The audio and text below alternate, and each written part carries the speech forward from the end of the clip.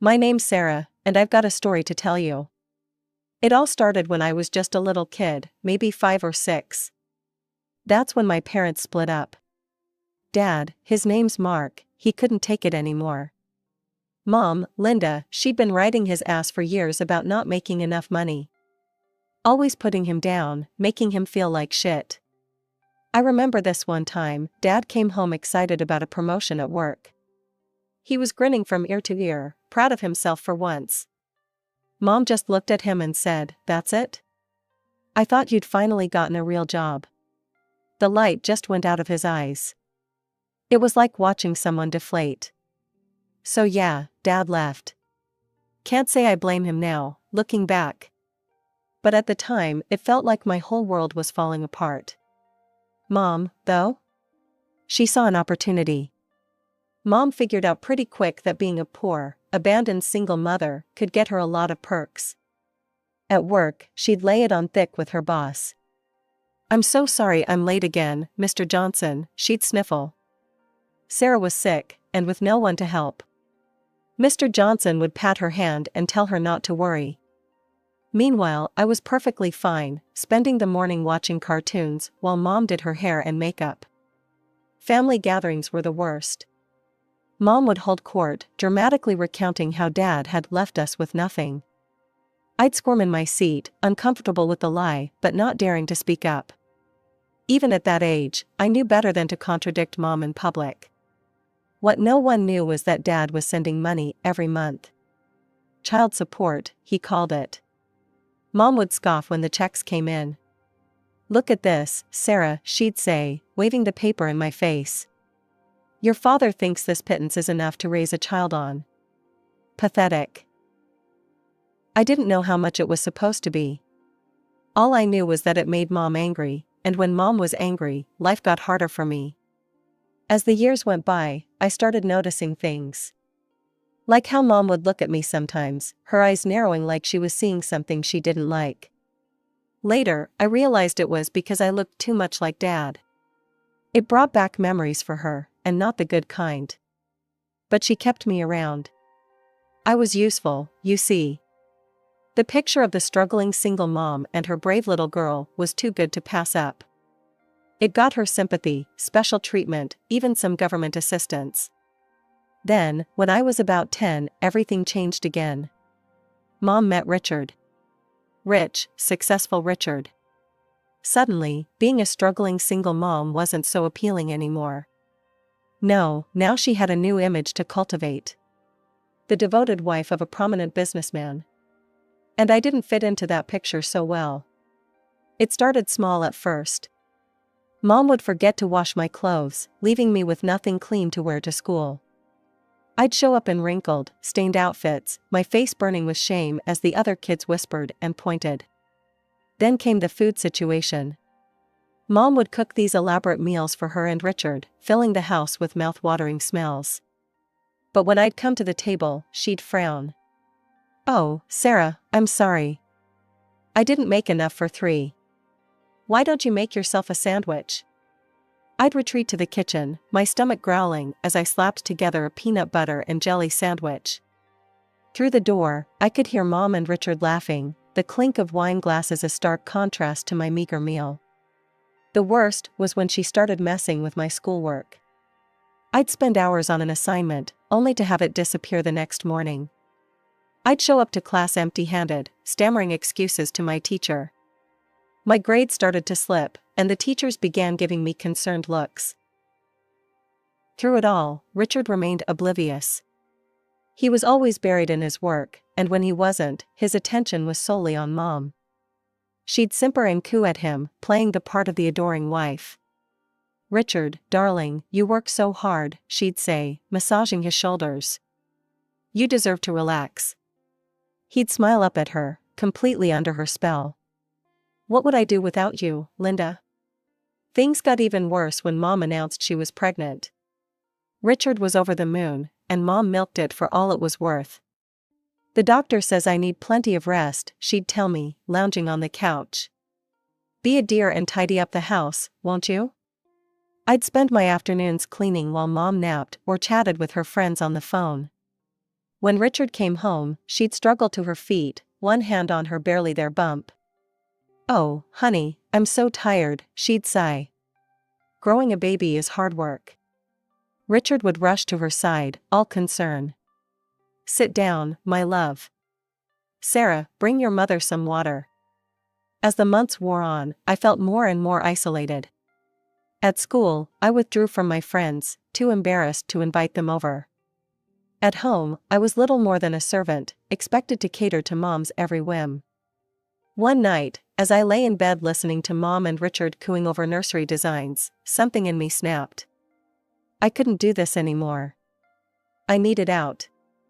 With shaking hands, I pulled out my phone and did something I'd never dared to do before. I called my dad and told him everything. The neglect, the mind games, the constant feeling of being unwanted. Dad listened in silence, only the sound of his breathing telling me he was still there. When I finally ran out of words, there was a long pause. "Pack your bags," he said at last, his voice hard. "I'm coming to get you." The next morning, I woke up early, my heart pounding with a mix of excitement and fear. I had already packed my bags the night before, unable to sleep from anticipation. As I dragged my suitcase down the stairs, I heard Mom's voice from the kitchen. "Going somewhere, Sarah?" I froze, expecting a confrontation. But when I turned, I saw Mom leaning against the doorframe, a strange smile on her face. She looked relieved. "I'm going to live with Dad," I said, my voice stronger than I felt. To my shock, Mom's smile widened. "Well, it's about time," she said, her tone almost cheerful. "Richard and I could use the extra space for the baby." Her words hit me like a slap, but before I could respond, I heard a car horn outside. Dad was here. Mom walked me to the door, that unsettling smile still in place. "Have a good life, Sarah," she said, practically shooing me out. As I walked to Dad's car, I glanced back. Mom stood in the doorway, looking frankly joyful as she waved goodbye. It was the happiest I'd seen her in years, and it was because I was leaving. Dad's apartment was small, but it felt more like home than anywhere I'd lived in years. However, we wouldn't be there for long. Over the next few months, I watched in awe as Dad's business took off like a rocket. It seemed like every week brought news of a new contract, a big client, or an expansion. Within a year, we were house hunting in the city's most exclusive neighborhoods. The house we ended up buying was nothing short of spectacular. 3 stories of modern architecture, with floor-to-ceiling windows and a backyard that looked like something out of a magazine. My room was bigger than our entire old apartment. While Dad worked long hours managing his now booming business, I threw myself into making our big house a home. I learned to cook gourmet meals, filling the place with amazing smells. I kept things tidy, managed the household staff, even started a vegetable garden in our spacious backyard. As the months passed, I watched Dad's hard work continue to pay off. His business kept growing, and with it, our lifestyle improved even more. I transferred to the most prestigious private school in the city. On my 16th birthday, Dad surprised me with a car. Not just any car, but a brand new luxury SUV. "Now you can drive yourself to school in style," he said, tossing me the keys. "And maybe run some errands for your old man?" As I settled into my new life, I thought about Mom less and less. She never tried to contact me, and I made no effort to reach out to her or any of my maternal relatives. The wounds were still too raw, the memories too painful. Instead, I focused on my studies. Years passed, and before I knew it, I was graduating college with honors. As I stood on that stage, accepting my diploma, I searched the crowd for Dad's face. He was there, beaming with pride, and for a moment, I forgot to breathe. This was what it felt like to be loved, truly and unconditionally. After the ceremony, Dad pulled me aside. "I've got something for you," he said, his eyes twinkling with excitement. He handed me a small box. Inside was a key. "It's for your new apartment. In the city center. Consider it a graduation gift." Tears welled up in my eyes as I hugged him fiercely. "Thank you, Dad, for everything. It had been a few years since I graduated from college. My career was taking off, I had a beautiful apartment in the city, and life was good. Dad and I had settled into a comfortable routine of weekly dinners and long phone calls. Everything was perfect. Until it wasn't. The news came like a thunderbolt out of a clear sky. Dad was sick. Cancer. Advanced. The doctor's words blurred together in a haze of medical jargon, but the gist was clear: it was bad. From that moment on, my world narrowed to a singular focus: saving Dad. I took a leave of absence from work, moving back into his house to take care of him. Every waking moment was devoted to his care. I researched treatments, consulted specialists, tried alternative therapies. Anything that might give us a fighting chance. The months that followed were a brutal cycle of hope and despair. For every good day, when Dad felt strong enough to sit in the garden or share a meal, there were 3 bad ones filled with pain and nausea from the treatments. One evening, as I was helping him back to bed after a particularly rough day, he turned to me with a serious look. "Sarah," he said, his voice barely above a whisper. "I need you to promise me something." I nodded, unable to speak past the lump in my throat. "Promise me you'll live your life. Really live it. Don't let this hold you back." I wanted to argue, to tell him he was going to be fine, but we both knew better. So instead, I squeezed his hand and said, "I promise, Dad." He died 2 weeks later. I was holding his hand when he took his last breath, telling him how much I loved him, how grateful I was for everything he'd done for me. The next few days passed in a blur. I felt numb, going through the motions of arranging the funeral. There were so many details to handle: the casket, the flowers, the obituary. It all felt surreal, like I was planning an event for someone else. I was at the funeral home, trying to decide on music for the service, when my phone buzzed. Unknown number. I almost ignored it, but something made me answer. "Hello?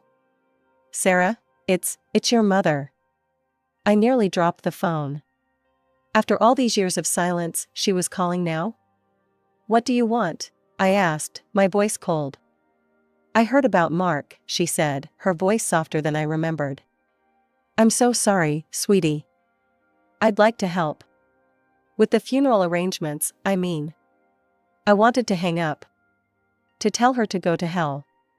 But I was so tired, so overwhelmed. And a tiny part of me, a part one thought I'd buried long ago, yearned for a mother's comfort. "Okay," I heard myself say. "You can help." As I ended the call, I couldn't shake the feeling that I'd just opened a door I should have kept firmly shut. But with Dad gone, Mom was the only family I had left. Mom arrived at the funeral home an hour after our call, with my half-brother Thomas in tow. The kid was about 13 now, gangly and awkward. I watched as Mom fussed over him, straightening his tie, smoothing his hair. It was like a knife to the gut, seeing her shower Thomas with the affection I'd been denied my entire childhood. "What do you need me to do?" she asked. Despite my reservations, I put her to work. To my surprise, Mom turned out to be surprisingly helpful, managing the catering, arranging the flowers, dealing with the endless parade of well-wishers. The funeral itself was a blur. I remember standing there, numb, as people I barely knew came up to offer condolences. Linda stayed close, her hand occasionally touching my arm in what I suppose was meant to be a comforting gesture. It felt strange, this sudden maternal presence after years of neglect. After the service, as people were filing out of the cemetery, Linda approached me again. "Sarah, I know this might not be the best time, but I'd like to stay in touch. Maybe we could get coffee sometime?" I stared at her, this woman who had made my childhood a living hell, who had been thrilled to see me leave. But she was also the only family I had left. "Maybe," I said finally. "I'll think about it." To my surprise, Linda kept her word. In the weeks that followed, she called regularly, her voice always tinged with concern. "How are you holding up, sweetie?" she'd ask. "Is there anything you need?" At first, I was guarded, giving short, non-committal answers. But as the days wore on and the reality of Dad's absence set in, I found myself craving any kind of connection. Even if it was with Linda. Our conversation started simple enough. She'd ask about my job, my apartment, my friends. But gradually, her questions began to shift. "Your father's business," she'd say casually. "I hope it's not causing you too much stress. Mark always worked so hard." I'd deflect, changing the subject. The truth was, I was still trying to wrap my head around everything Dad had left me. The company, the real estate portfolio, it was overwhelming. And something in me, some instinct honed by years of Linda's manipulations, told me to keep quiet about it. As weeks turned into months, Linda's hints became less subtle. "Thomas is looking at colleges," she mentioned during one call. "The tuition these days, it's just astronomical. I don't know how we're going to manage it." I made a noncommittal noise, my guard instantly up. Another time, it was, "Richard's had some setbacks at work. The economy, you know. It's hitting everyone hard." Each conversation seemed to circle back to money, to the struggles they were facing. And each time, I could feel the unspoken expectation hanging in the air. Despite my initial reservations, Linda's persistent displays of maternal affection began to wear down my defenses. Against my better judgment, I started providing small amounts of financial assistance. It started innocently enough, helping Thomas with his SAT prep courses, buying Linda a new laptop when hers broke down, even covering a month's rent when Richard's company went through a rough patch. "You're an angel, Sarah," Linda would gush. "I don't know what we'd do without you." Each time, I felt a warmth in my chest. Was this what it felt like to have a real family? Meanwhile, I threw myself into running Dad's company. I made his longtime deputy the director, staying on as the owner and reserving the right to make all important decisions. It was challenging work, but I felt closer to Dad every time I sat in his old office. As the months passed, Linda's requests grew more frequent and more substantial. What started as occasional help turned into regular expectations. The breaking point came on a sunny Tuesday afternoon. I was knee-deep in quarterly reports when Linda called. "Sarah, darling," she began, her voice dripping with sweetness. "We've been thinking. It's been so long since we had a proper family vacation. We found this amazing package deal for a European tour." I felt my stomach drop. "Linda, I don't know." "It would mean so much to Thomas," she interrupted. "And after all we've been through, don't you think we deserve a little happiness?" Guilt warred with resentment in my chest. Before I knew it, I'd agreed to fund their trip. But it didn't stop there. The day after they returned, Linda was on the phone again. "Now, about Thomas's college fund," she said, her tone no longer sweet but demanding. "We'll need you to set that up right away. He's got his heart set on Princeton, you know." Something in me snapped. All the years of neglect, the emotional abuse, the manipulation, it all came rushing back. "No," I said, my voice shaking. "No more, Mom. I'm done." There was a pause, then Linda's voice came back, cold and hard. "After everything we've done for you? You ungrateful little scum. How dare you turn your back on your family?" I laughed, a bitter sound. "Family? You mean the mother who was thrilled to see me leave? The one who made my childhood a living hell?" The argument escalated quickly. Linda dropped all pretense of affection, hurling accusations and insults. I gave as good as I got, years of pent-up anger and hurt pouring out. "You're just like your father," she spat. "Selfish and cold-hearted." "Thank God for that," I shot back. "At least he loved me." The line went dead. I stood there, shaking, my phone clutched in my hand. The silence that followed was deafening. When the opportunity for a month-long business trip abroad came up, I jumped at it. A chance to get away, to clear my head. As I boarded the plane, I felt a weight lifting off my shoulders. Maybe this was what I needed, some time and distance to figure things out. After a month away, I was looking forward to the comfort of my own bed. The business trip had been successful but exhausting, and all I wanted was to kick off my shoes and relax in my apartment. But as I turned the key in the lock, something felt off. The door swung open to reveal a completely different apartment. Gone were my carefully chosen furnishings, replaced by unfamiliar decor. A startled couple stared at me from the couch. "Who are you?" I demanded, my heart racing. "What are you doing in my apartment?" The man stood up, looking confused. "Your apartment? We bought this place a couple of weeks ago. From a woman named Linda, I think?" The world tilted on its axis. Linda. My mother. No, it couldn't be. "There must be some mistake," I said, my voice shaking. "I never sold this apartment. I've been out of the country." The couple exchanged worried glances. "We have all the paperwork," the woman said hesitantly. "Maybe you should talk to your realtor?" I stumbled out of the apartment, my mind reeling. My first instinct was to call the police, report a fraud. But a nagging voice in my head told me to confront Mom first. I needed to hear it from her. With trembling fingers, I dialed her number. It rang once, twice. "Hello, Sarah," Mom's voice was sickeningly sweet. "How was your trip?" "Cut the crap, Mom," I snarled. "What did you do to my apartment?" There was a pause, then to my shock, Linda laughed. Actually laughed. "Oh, Sarah," she said, her voice dripping with condescension. "If you had just shared your wealth willingly, it wouldn't have come to this. You brought this on yourself, you know." I felt like I'd been punched in the gut. You sold my apartment? How could you?" "I'll go to the police, You'll what?" Linda interrupted, her tone suddenly sharp. "Report your own mother to the authorities? Please. We both know you don't have the spine for that." The call ended, leaving me standing on the sidewalk, homeless and in shock. But Linda's smug certainty had ignited a fire in me.